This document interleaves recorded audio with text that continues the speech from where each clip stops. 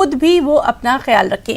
एक और अहम खबर इस वक्त आ रही है, पाकिस्तान ने सीज़फायर माहिदे की खिलाफ वर्जी की है। एक बार फिर से पाकिस्तान ने सीज़फायर माहिदे की खिलाफ वर्जी की है। पुंछ के किरनी और शाहपुर सेक्टर में ये खिलाफ वर्जी की गई है और हिंदुस्तानी फौज इसका मुंहतोड़ जवाब भी दे रही है। तो लगातार हम देख रहे हैं कि किस तरह से पाकिस्तान जो है वो सीज़फायर माहिदे की खिलाफ वर्जी करता नजर आ रहा है। और अब ये जो माहिदे की खिलाफ वर्जी हुई है पुंछ के किरनी और शाहपुर सेक्टर में देखी जा रही है। हिंदुस्तानी फौज लगातार इसका मौसर जवाब दे रही है।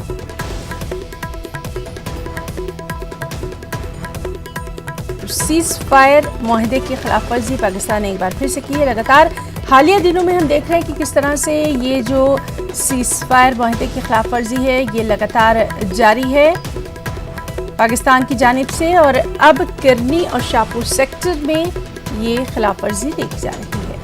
हालांकि हमारी फौज